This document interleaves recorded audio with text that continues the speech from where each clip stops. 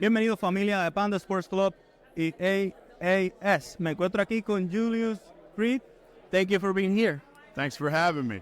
So, I talked with your partner earlier, and we were talking about the transition from going to NXT to the main roster. I'm going to ask you the same question because for me it's really important, the movement from working in front of 300 fans versus working on 10,000, 20,000 fans. How does change your perception as a performer? First off, disclaimer, I am not liable for anything my brother said. He's kind of out of his mind, so I want no claim to anything he said. Instead, we'll go with my answer is the right answer on everything.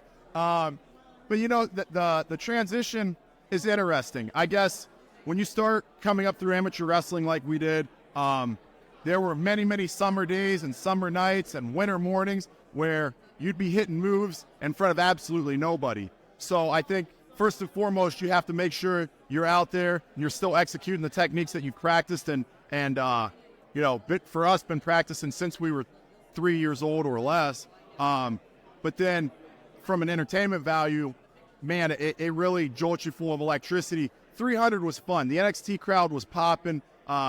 They give you a lot of energy every single week. They became kind of like a family. You know, no matter what you do, you go out there and you kind of get unconditional support from them. Big shout out to them. You got to love them. But being in front of a new crowd each week that you've got to work hard to win over, work hard to get a reaction from, work hard to get that jolt of electricity into the system, it's a fun new challenge. And I'd say those are the biggest differences. Something that I remember from your last days on NXT, it was the dance move.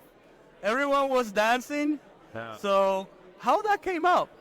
Well, so my mom's white and my dad's white, and neither of them have any rhythm. So when they had me, I don't have any rhythm. So when I go out and I'm dancing and stuff, I'm kind of limited in the moves I can do. So I started doing that dance move when I was out and around, and Trick Williams caught wind of it. Trick Williams put me in his music video, Good Looking Wrestling. And in that music video, I'm hitting that dance move because he thought it was so funny.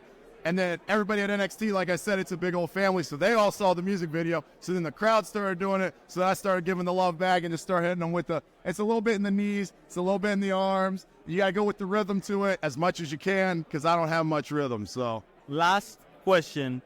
First Royal Rumble week, how does it feel, and what's your goals for this year, being first year in the main roster? I think, you know, first Royal Rumble week, I don't know if there's been a more exciting time to be part of the company. The Netflix deal got launched. Specifically on Monday Night Raw, you have 4 guys with Jey Uso, Cody Rhodes, CM Punk, and Seth Rollins, who are all potentially top guys right now, all fighting for that top spot.